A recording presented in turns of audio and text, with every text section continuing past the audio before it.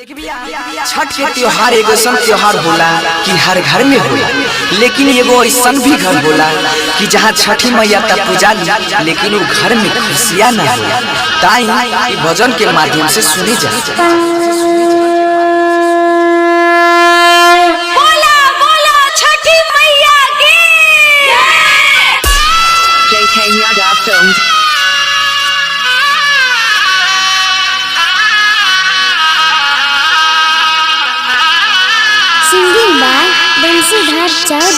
साले साले पूजा के लिया साजा के सपना है रोवे नयना।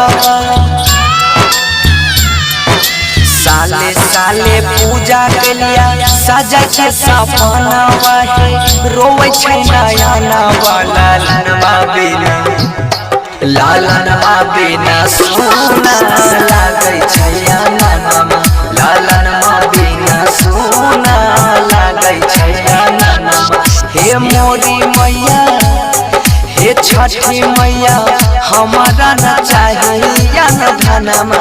हे छठी मैया हमारा न चाहिए न धनमा।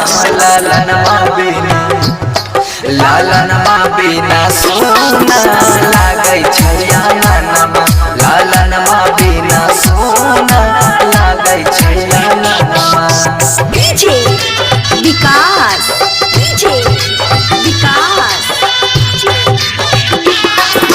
मटियार कला सीतामढ़ी, मटियार कला सीतामढ़ी। Singing by Bansidhar Chaudhary. बेटिया बछिया फेरी दाना दरिया भेलै कबहन कसूर है। मन सब पुराई दा हमर हे छठी मैया सुपवा चढ़ाई बाजरू। कहिया मैया पुरतई मोरा हया जमाना।